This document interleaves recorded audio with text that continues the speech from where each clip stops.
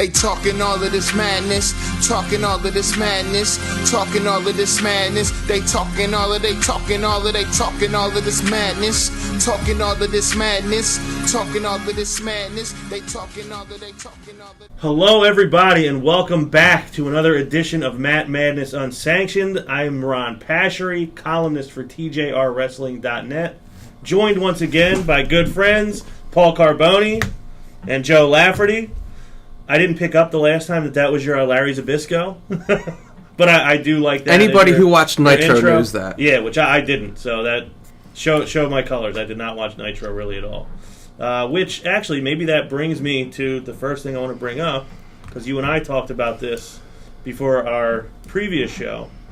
Goldberg is back. I, for one, could not care any less.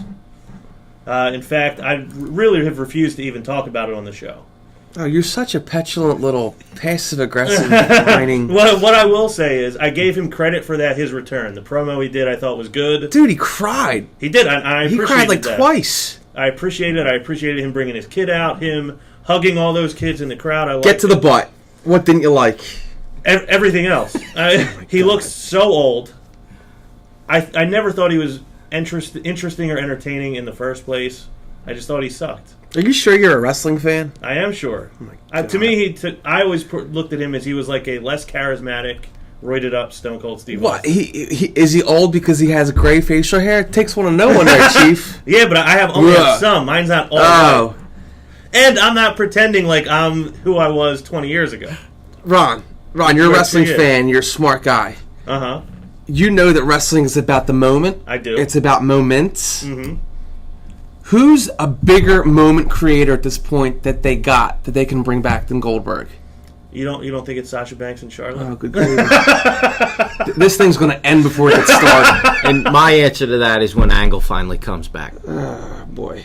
Yeah, I just think that match, the first time they had it, was horrible. I don't really like Lesnar anymore either, to be honest. It's not the match itself. It's the creation of it. Yeah, and we know better. There is like some kind of there's all this conjecture Goldberg was never that good. And I remember hearing that when he was world champion and stuff. The dude wasn't that bad. He might not be that good, but okay, let's talk about his Halloween Havoc match 98 with Diamond Dallas Page that got cut off. And yeah, I know the whole thing was scripted and it was a DDP, but he's not bad. He's more than serviceable or watchable. I even heard Dave Meltzer this past week saying about his shortcomings in the ring. It's pro wrestling. We can work around this. He's very believable. See, that's where I come off the tracks now, because I think now he's not believable. Have you seen the guy? He's 49 and in better shape than you are. He's a good. They're all in better shape than I am. He's 49. To me, he looks 59. Oh, stop. He's in good shape, but they've booked Lesnar to be the biggest monster that the industry has ever seen. And now Goldberg, who hasn't been there in, 12 years? Who looks ancient compared to what he looked like the last time he was there. I'm supposed to believe that he poses a real threat to Brock? Brother, you know that wrestling, it's a suspension of disbelief and it's a leap of faith. So do you think I'm just being a hater because I hated WCW back in the day? Oh my gosh, yes. Why did you hate WCW? Just because it wasn't WWF. That's really okay. All right. I know what kind of fan you are. I'm a Northeastern guy all the way, so I just hated the Southern WCW wrestling. Yeah, no wonder you're friends with Aaron and Eric. Which, by the way, let's get all the saliva off the microphone. The only thing I liked about WCW was Jericho at that time. Okay. I know all I need to know about you and your friends. So, are you looking forward to the Goldberg-Lesnar face-off? Oh, it's going to be a train wreck. Is that what you like about it? I mean, it's different. Everything's the same. It's homogenized. It's going to be a 4-hour show, 5-hour show. Yes, I'm looking forward to that. It's different. It's new. I'm tired of seeing the same people. I disagree with you. I think there is believability in Goldberg versus Lesnar more so than anybody else. I mentioned last show, the only person on the face of the earth that could do justice in the ring with Lesnar at this point is Samoa Joe. It doesn't look like he's coming up anytime soon. Let's do it, man. So you're ready. Laugh. Your feelings on Goldberg. A couple comments. The return, the moment, was really good. Yeah. The nostalgia, They produced it well. Did he look like he cared? He did care. Mm-hmm. He looked like he cared. I thought his promo was very good. Mm-hmm. I know you guys have another show coming up with some great stories about the Warrior. Goldberg involved his family. We all care about our families. That I was able to relate like that. It's selling video games. Mm-hmm. that also has a lot to do with it. Let's not kid ourselves. I do hope Bill looks great. Goldberg looks great. But he's been sweating a lot in his performances. I hope he gets in shape. I hope he can perform. And I don't think the match is going to be good. I am concerned about the crowd. The three of us have talked about the crowd overtaking matches. Yeah. I'm concerned that it's going to get booed. WrestleMania 20 with Austin in the ring, and both of them were leaving. We had fun with that as a crowd. Are they both going to get booed? It's in Toronto, right? Mm-hmm. I don't know what's going to happen with the match. I think Lesnar gets cheered and Goldberg. Toronto does not like Goldberg. Canada does not like Goldberg because of the Bret Hart situation. Right. Toronto is very informed. They're like the Chicago of Canada. That will be interesting. Dude, you're talking about the wrestling match not being good. When's the last time Lesnar had a bad match? Even when they're bad, they're still kind of good. It's like pizza. I didn't like WrestleMania with Ambrose. Was any of that the result, or that was the actual mechanics of the match? I wasn't... Wait a minute. We found out later that Lesnar was preserving himself because he had signed with the UFC for a fight.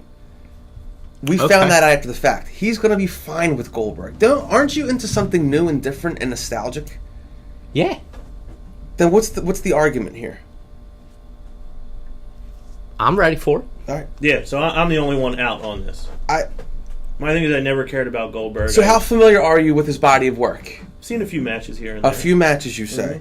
I think going through the actual timeline of his career, I mean, it was awesome. It was fun. It was great. I guess he was exposed more when his matches were longer, when he wasn't doing the squashes. The comment about him not being in shape, he trains Muay Thai like a champ.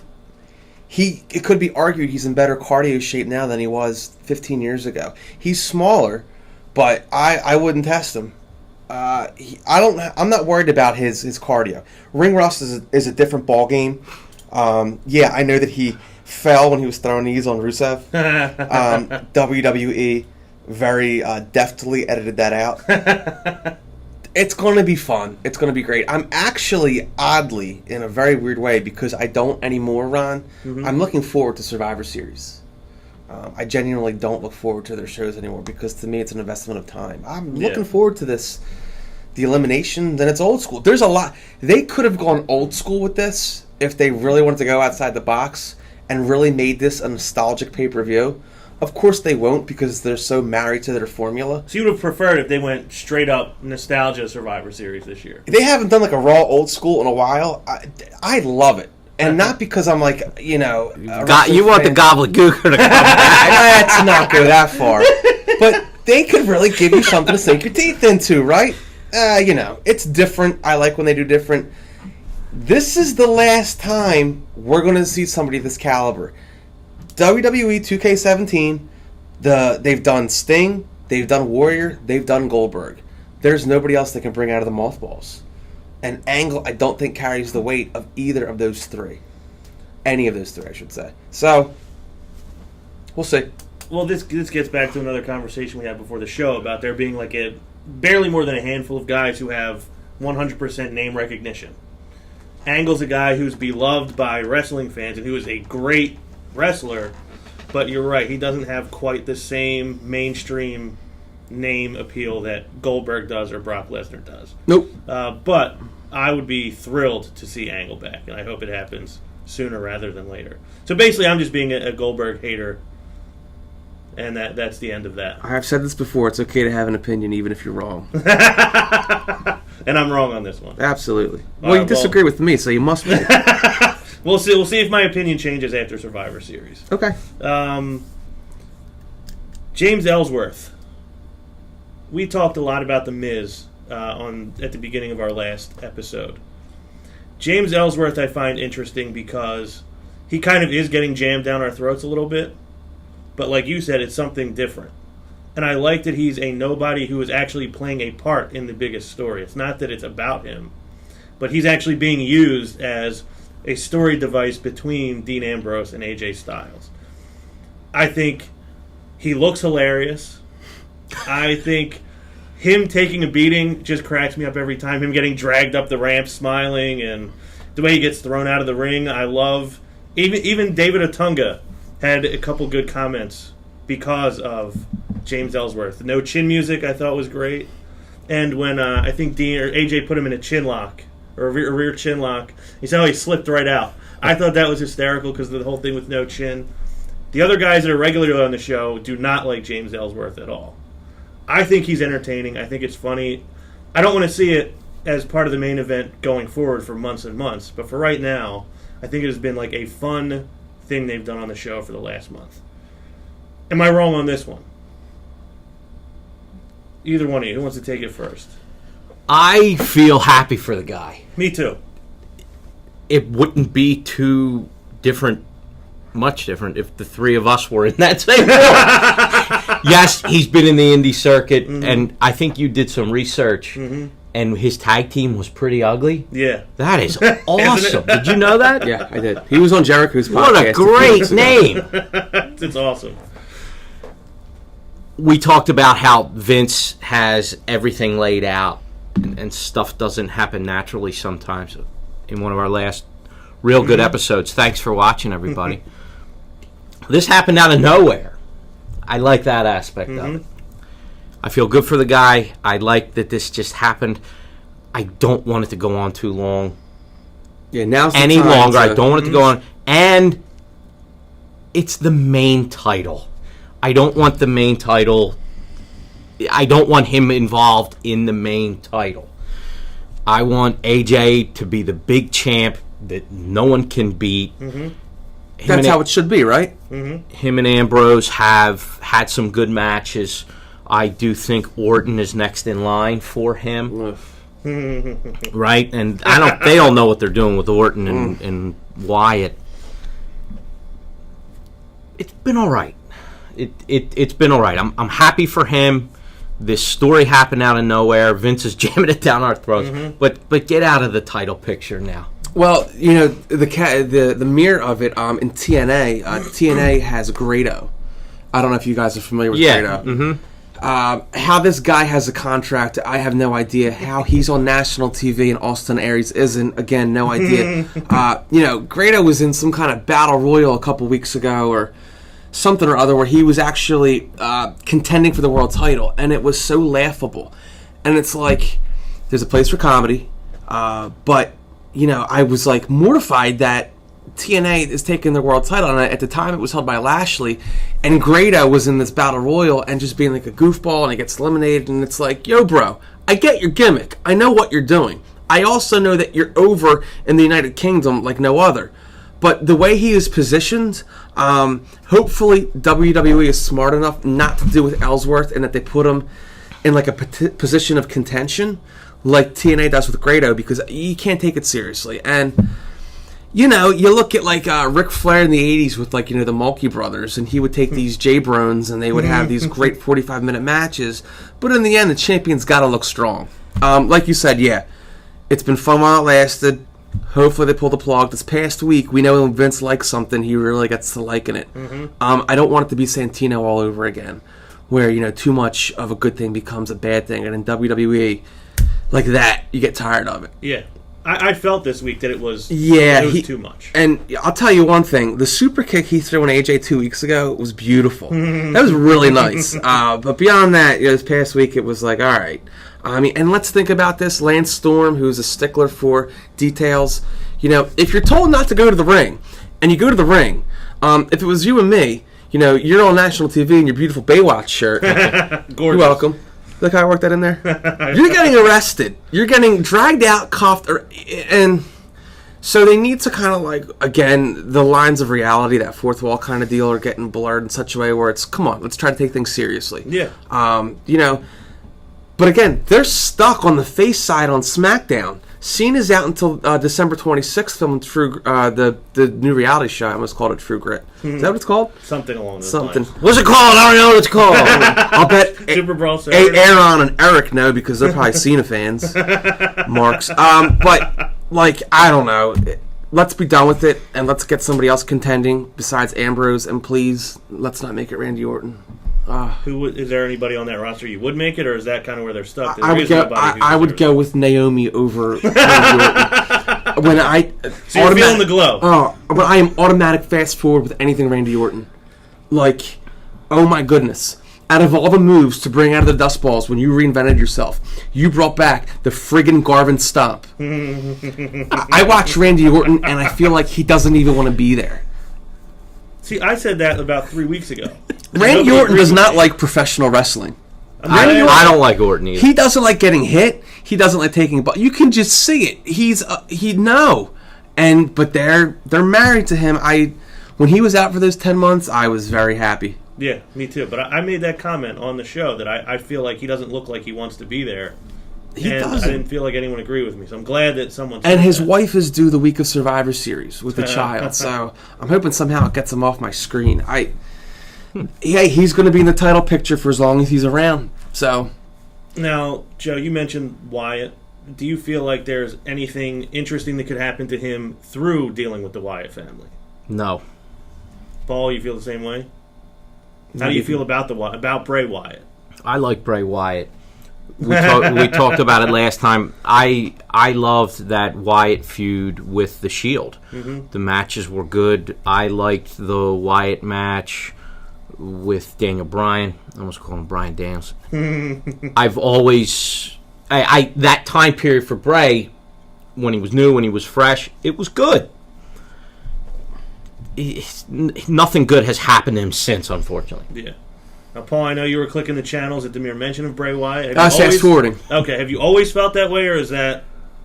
Do you think there's potential for him? I don't know, man. I'll tell you what. When he was Husky Harris, mm-hmm. the body of a... What was it? The body of a tank and the engine of a Ferrari or a Porsche. That was his catchphrase. He was awesome. I was intrigued by Bray Wyatt for a hot minute. I've heard his interviews, and Bugsy McGraw was the inspiration for his character. Let's not try to do Undertaker 2.0. Like, it's just not.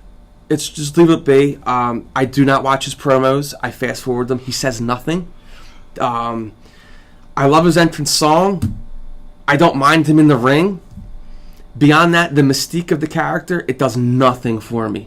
If it's possible to do negative nothing for me, that's how I would turn it. So it does less than nothing. And when you take like Bray Wyatt plus Randy Orton, boring plus more boring, it's not the least bit captivating. I mean, I'm actually glad when they're on screen together because I can just fast forward. Fast forward two things at one time. You just saved me 12 minutes of my life. How much of SmackDown would you say you're fast forwarding through? I fast forward all women matches, mm-hmm. unless it's Natalya or Alexa Bliss. Fast forward Bray Wyatt. Fast forward Randy Orton. Kane is hit or miss. It depends on who he's in with. I've actually oddly grown to like enjoy him in the ring, probably because they keep his matches short. Mm-hmm. Beyond that, I watch most of it. I do watch most of SmackDown. SmackDown's like butter. After you sit through the travesty that is usually Raw, mm-hmm. SmackDown goes down very easily. Right. That's what I said. You get to like an hour and 10 into Raw, and you're like, oh my god, there's still 2 hours left. It's abominable. Yeah, you get to an hour and 10 on SmackDown, you're like, oh, we're heading for the close now. And Raw coming on the heels of a pay-per-view the night before, it is terrible. Especially 4 hours, 5 hours if you watch the pre-show. Oh my god. Do you watch the pre-show? No. I boycott the pre-show. I will never watch the pre-show. I've caught myself Raw the past few weeks saying, what am I doing? What am I doing with my life? I'm disappointed with my life. I'm watching Raw. I'm like, I watch it. This is painful. I watch it out of obligation. Stop. It's a compulsion. Remember when you used to look forward to Raw? Yeah. It's like back in the day. I mean, back in the day, it's a kid. And now it's like Monday, Raw. Here we go. I got to kick my wife out at 8:45. We have to turn the Netflix off, whatever we were watching, and I have to start my night. It's not even fair. It's a chore that we're not getting any allowance for. Oh, goodness gracious. But they're not going to stop. And that third hour is actually losing their audience, and they don't care because of the ad revenue. Mm-hmm. Yeah, it's brutal. And 3 hours is way too much. And they're doing studies. The NFL is down. The NBA is down. And you think that you're going to contend with them with non-compelling programming? Yeah, I completely agree with that. I'm beating a dead horse. Please stop.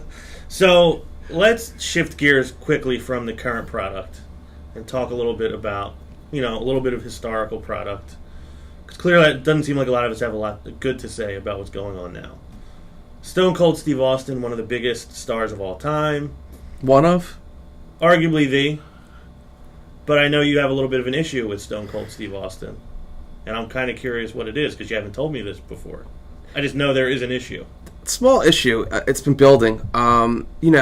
First of all, let me just say that I've liked Steve Austin when he was in WCW in like 92, 93. We talked in the last episode about those wrestlers that everybody loves, except for Aaron or Eric or whatever his name is. He's so not it's important. Aaron and Eric.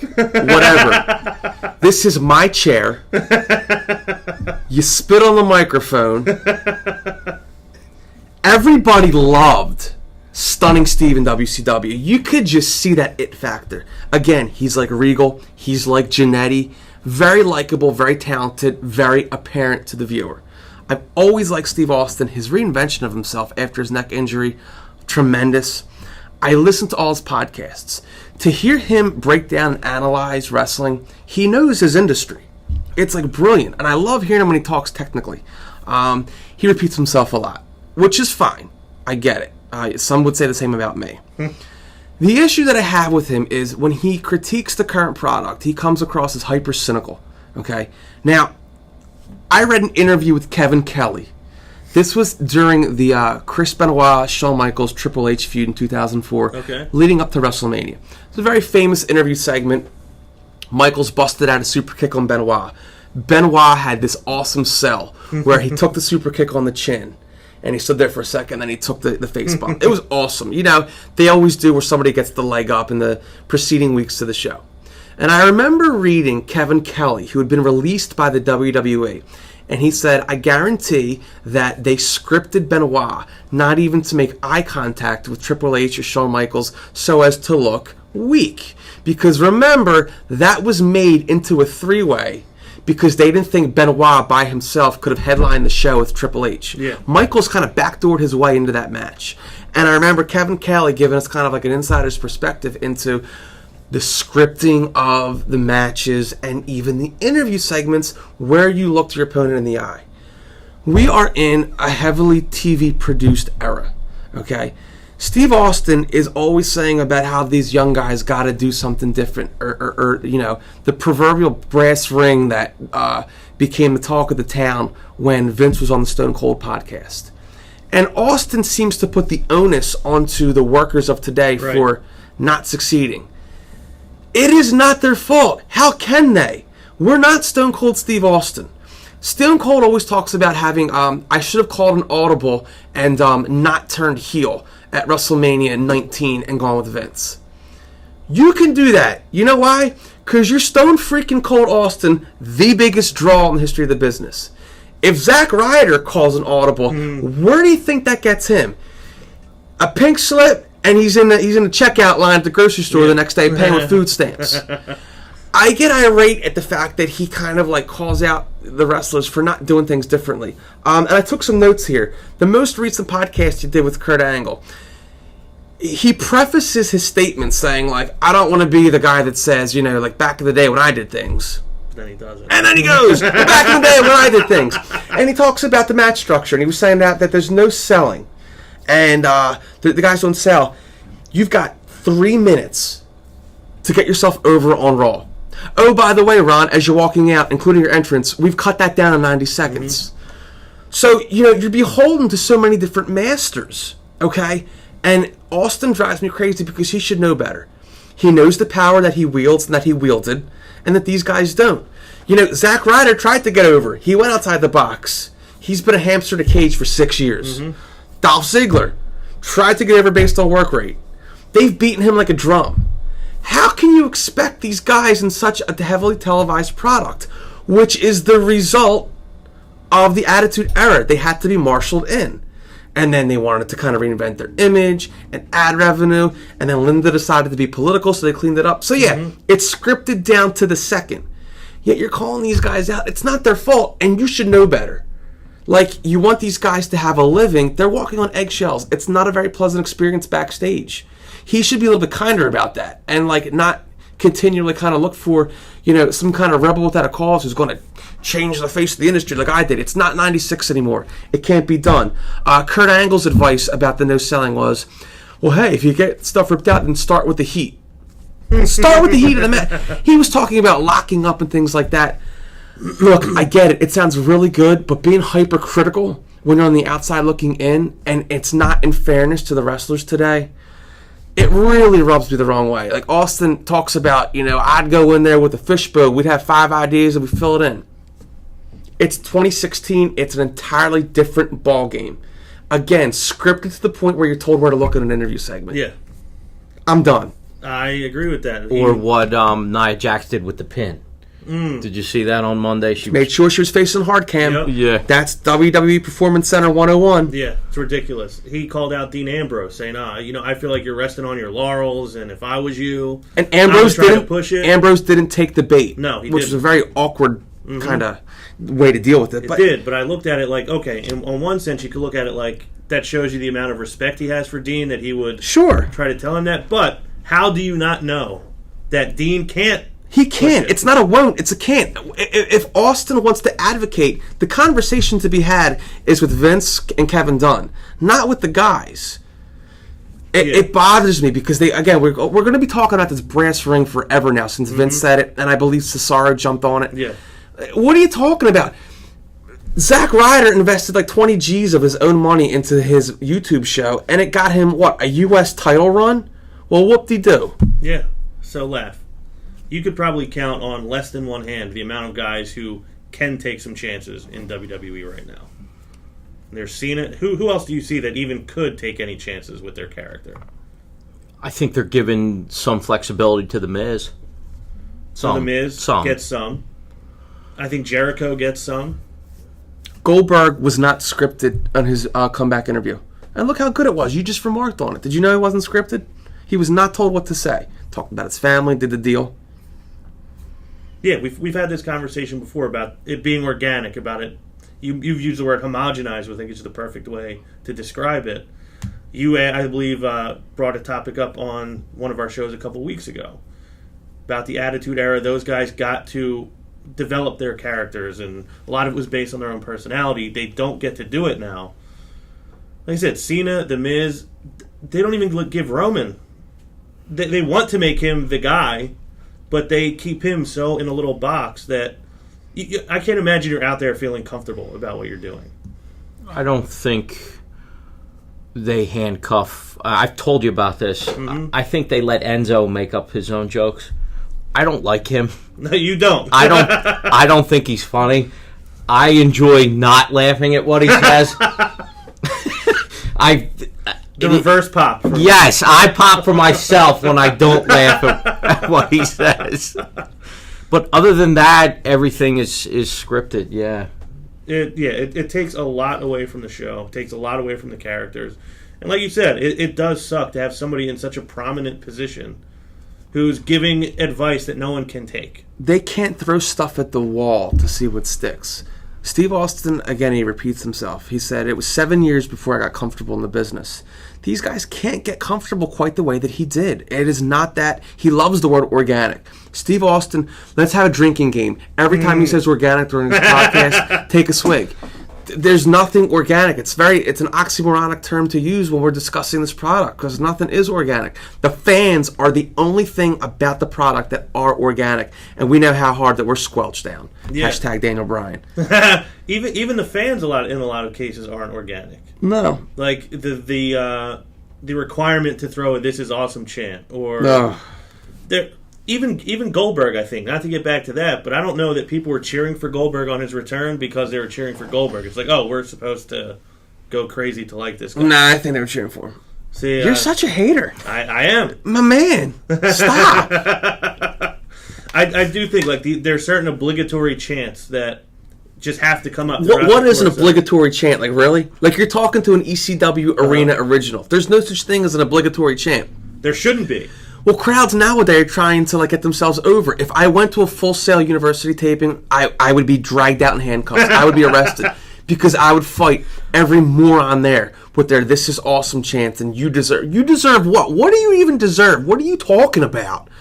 It makes me hate humanity even more, Ron. Can we buy him a ticket to... Don't. I would love to. This is not a social experiment. No. It is now. You don't want to know the results of this experiment? It would not be pretty. I would get in a verbal... It would be fisticuffs. I can't stand the concept of an obligatory chant. Really?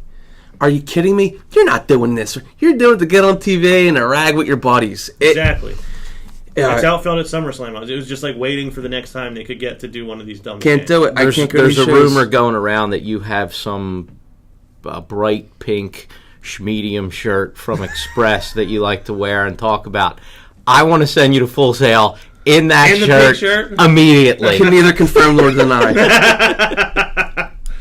Well, speaking of chants, I know this is something that the ECW chant is still alive. It's alive, but it's not well.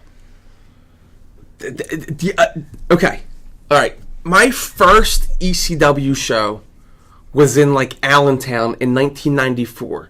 Okay? I saw Shane Douglas when Shane Douglas had the first ECW title. It was falling apart, and he was on his crusade against Ric Flair. I was 13 years old. The chant, okay, for those of you that want to keep it alive, is ECW. ECW. This EC dub stuff, I can tell right off the bat that you never attended an ECW house show before its initial closing in 2001. When I went back to all of the nostalgia shows in 2005, 2006, I thought I was hearing things because, and here, again, it's this new hipster fan base. EC that wears dub. fedoras. You like to say that every time. The fedoras and the like to say plaid. that every time. They drink $7 cans of PBR. Seriously. Again, your mother should have thrown you down a well. You are a follower. You have not studied history. I would actually bet a mortgage payment that your boy Aaron, or however he spells his name. It's Aaron. Aaron probably chants EC dub. ECW. ECW. Go back and look at some original ECW tapings that used to air on Sports Channel Philadelphia, 2 a.m. on a Tuesday. Listen to the chants. You can hear the trailed off, "Bull you." Bull you. Okay? We're not the most erudite fan base in the world, but it was ECW. We could spell. This new EC dub stuff, it's like shortening words and stuff. It's like, you know, I guess it's a result of social media speak, which, again, I can't get into, but it drives me to drink. But you love social media. Yeah. And Aaron likes you. I don't like him. How about that? I think I can confirm Aaron does not say EC dub. But I guess that's besides. But he doesn't like Marty Jannetty, so I know all there is to know Aaron about doesn't him. like Marty Jannetty. Say, again, they're not even important enough for me to know their names. One of them spat on the mic. One of them said that the chair was his. Either way, they couldn't hold my jockstrap on their best day. Okay. So Back on track. I take my wrestling fandom seriously, folks. You do. And I think that's what we love about you, is how seriously you take it. Laugh, you had brought up a topic before that I think is interesting, is the best wrestlers to never hold a world title, or, you know, the world title. I don't know if you guys have one, if you have multiple. I'm just going to go with one because this is my guy that I would like to have seen hold a world title in, whether it was WWF or WCW. I feel like I know who you're going to say before you say it. Scott Hall is who I'm going to say. Was that who you thought, or no? No. Okay. Scott Hall, to me, I thought Razor Ramon, phenomenal character. He was a huge part of... It was a down era for WWE, but he was one of the bright spots in it. He was the first guy to make the jump to WCW. He kind of got the whole Outsiders thing started. I don't know. Would the Outsiders have gotten over as big as they did if it was Nash that went first? No. Do you think so? They Paul? just discussed this on the JBL interview. I don't know. It's hard for me to say. I can't think like that. I do not think the Ramon character should have been a world champion. I remember he wrestled Bret Hart for the title at the Rumble '93. The Rumble, yeah. He wore red that show, I remember. And I remember thinking, like, this is just a filler match. I knew at the time, I was 12 years old. I was like, this is not a real title match. I never viewed him as anything more than like an upper mid-carder. And I do know people that really liked Razor Ramon. Do you feel that he should have held the title as Razor Ramon or as Scott Hall in WCW? More so Scott Hall in WCW. I just totally disagree. I just don't say it. I'm not. It doesn't jibe with me. Wait. So you think he should have held the title as Razor Ramon more so than Scott Hall? Neither. I never saw either character portrayal as a world title contender. Really? Never. He was always solid mid-card to me. Perfect Intercontinental Champion. Maybe a good filler contender for a world title, but nobody who's ever going to be seriously considered for that role. Never. That's interesting. And it's not because I disliked him. I just never saw him like that. Yeah, I thought his size, his presence, I thought he was entertaining. He had a great look. I thought he could have good matches. I liked his psychology. He got heat from the fans. I agree with you. I think Razor Ramon should have been a champion. I agree with you. Yeah, he's my top guy. My second guy, I'm assuming the guy you thought I was going to say was maybe Kurt Hennig. Nope. No? Okay. Well, now, who did you think I was going to say? I don't want to say it in case it's on his list. Okay. Will you tell me at the end then? Of course. Okay, good. So, Laugh, who do you got? Those two guys, Perfect and Razor, I love both of those. I am going to use another name that I hope gets you upset because you told me Doesn't take much, dude. that you don't like him. But, and I'm talking about the WWE title. That's the main title to me. Roddy Piper. That's what I thought you were going to say, Ron. That's a common argument. Yeah. And I want WrestleMania 1. I understand Rocky 3 was going on, Thunder Lips, Mr. T, MTV with Lou Albano, Cyndi Lauper, all of that rock and wrestling, Vince's first show, Madison Square Garden. That was 3, right? Yeah. Yeah. There was a lot going on at the time.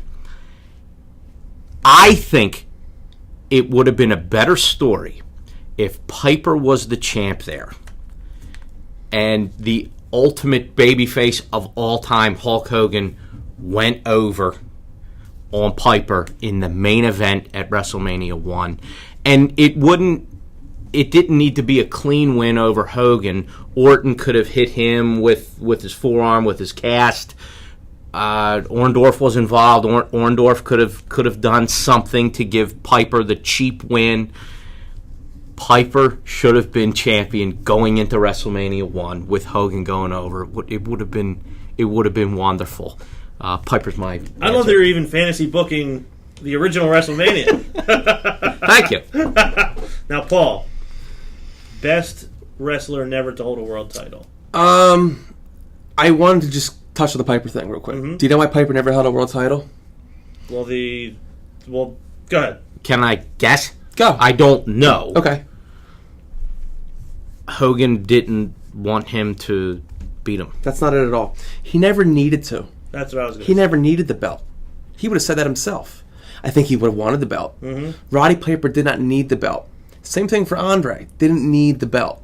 Yeah, they're guys who they would have done more for the belt than the belt did for them. When we had this conversation off camera, you had this long list, and I wanted to slam your head into a wall. The list shouldn't be that big. The list of people not to have held a world title who should have been considered, it should be so prestigious that you don't feel a lot of people should have held the belt. You said you had 5 guys originally in your list? I can give you more than that. Don't. It's way too much. You're going to continue to lose credibility with me if you give me more. I want you to know that. Can I ask you a question, please?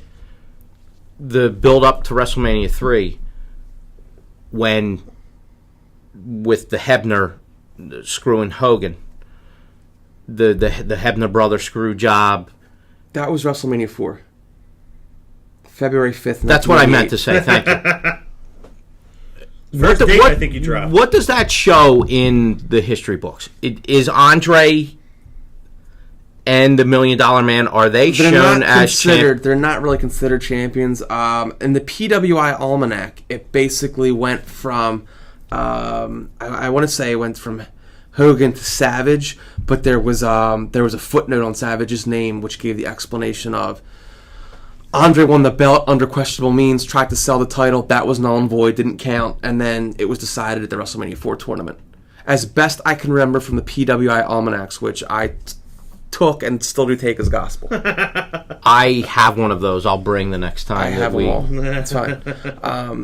For me, for years, I used to think that Arn Anderson was the best, not total world title. But again, if I'm going to be honest with myself, he's like Piper. He probably wasn't even to Piper's level. He was not a world champion contender. But I always feel like Double I never got his just due. For me, DiBiase. Ted DiBiase could have been a bona fide world title contender. He was in line for the NWA title, I believe. And I think Harley Race was voted upon by the committee, and I believe he won that vote by like 1. The North American title that DiBiase won was created for him, and it was eventually that title, if you follow the lineage closely, merged into the beginnings of the Intercontinental Championship. So DiBiase was considered for the NWA. He could have been the NWA champion. He could have been the WWF champion, either or. For me, I think he's the best wrestler to never have held a world title. I don't think it diminishes his career, his legacy at all. At all, I really don't. He's another one of those guys that most people remember who he is. Sure. So a lot of it is about character, and his character was so strong, so different, so unique that it didn't matter so much that he... And plus, it's awesome that he had his own title. Oh, man. Which you still need, by the way. I do. I do. I would like to get a picture of you holding the $1 Million title. We've been saying that for a while. Good gravy. The last thing I want to touch on here before we get out of here, we've had a lot of discussion about WWE programming. I think you mentioned at one point the 17 hours of wrestling. It's more than that. It's more than that. We have a new show added, 205 Live. The Cruiserweights now are going to have their own weekly show. What is it, Thursday nights or Tuesday? No, it's on Tuesday Wednesday nights. Or is it Tuesday nights? I think it's after SmackDown, but it airs. Yeah. Is this necessary? Joe, what do you think? No. Do we need it? Does this now kind of reduce the Cruiserweights even a little more? Because I think they think it's raising them up to give them their own show. I told you, Swan's entrance is my favorite thing on the wall right now. It is good stuff. I get out of my chair. I don't dance. I should film it. Yeah. But and that's gotten him over with the backstage brass. I have a natural reaction to that entrance. I'm like, this guy's great. Yeah, you can handle it. The original text, for those of you not in the know, was, I can't handle his entrance. Because it invigorates you so. On the 10 o'clock hour, you find yourself all juiced up. But I go back to my points from last show, and I still feel that way.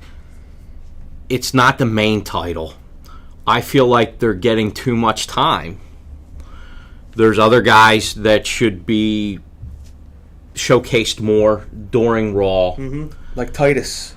And I can't get into the Cruiserweights. I can't. There's going to be a new show. I won't watch it.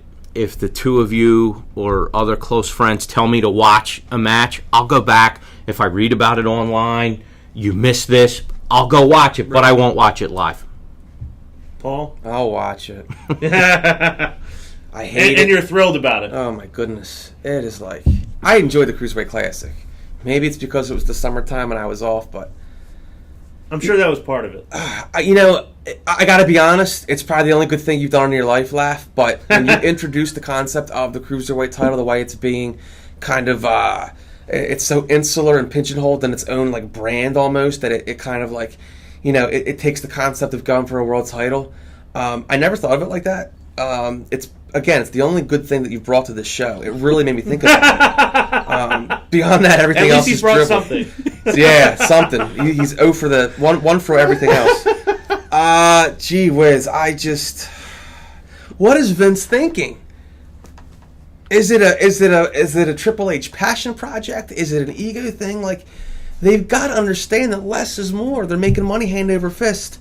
Stephanie just signed a new contract where she gets like $9,000 a week as a talent performer. This is on top of her executive contract. Yeah. Like, can we please stop?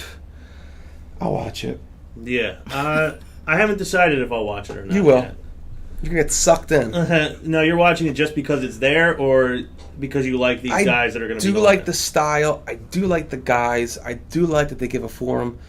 You know, this happens like every 10 years or so. You know, give the workers a chance because certain people, they like work rate as opposed to, they forget what brung them to the dance. It's pro wrestling. And we like seeing what WWE can do. Again, it's never going to be a work rate promotion. It'll never happen. It's not based on that. I don't know. We'll see what they do. I assume they're going to tape it. They're not going to tape it Full Sail. They're going to tape on the road. Correct. We'll see what that does. The arena's going to be empty, depending on if they tape after SmackDown. People who work for the shows are already grumbling because it's an extra hour they have to stay. Yeah. I don't know. Who knows what they think? How do they expect the demographic to whom they appeal to be able to watch all of this? If they're going for an 18 to 35-year-old male or 35 to 49, we've got lives. Like, do they think their audience is 18 to 49-year-old unemployed males who have They nothing must. else to do? And I'm sure it's a lot of them, but I got a hot wife and a kid. That you need to attend to. Yes. Do the people that pay $9.99, are they complaining about wanting more content? Do we know that? I don't know. Have you ever gotten the email to fill out, like the surveys? No. So I've gotten a couple. I don't pay for my network, so so you're the smartest one in the bunch. I don't pay. I've never answered that. I've given Vince enough money, all right? Yeah. I've never complained that I want more content. I want better content, more consistently good content. But they had at the end of last year, I think 4,500 hours on the network. Their goal at the end of 2016 is to have upwards of 7,200 hours of content on the network. Wow. You know, I've thought about committing a crime, and for those of you that watch Orange is the New Black, I just want to go to prison, 3 to 5 years, a small sentence. I'll pay the fine. Give me 3 to 5 years. It'd be great. I would read, I would lift weights, and I would watch the network. That is the only way I'm going to be able to watch the content, is if I commit a crime, maybe involuntary manslaughter. Yeah, what's his name? Eric? Eric. And I go to prison and I have all that time. Because beyond that, I just can't watch it and digest it and enjoy it. It's a chore. I agree. So you like that idea? I kind of do. No, it's awful. Nah, come on. I think it's a good idea. Involuntary, 3 to 5. He didn't mean it. He didn't mean for it to happen. Oops. So 205 Live, the newest thing is coming at the end of November. Another hour of product that we probably don't need. But like you said, you'll watch it. You think I'm going to watch it. You will. Do you think Joe will watch it too? Or do you He'll get sucked in. It's Vince's Kool-Aid, man. We're all drinking Drink it in, man. We do. We do. On that note, I think it's time to wrap it up.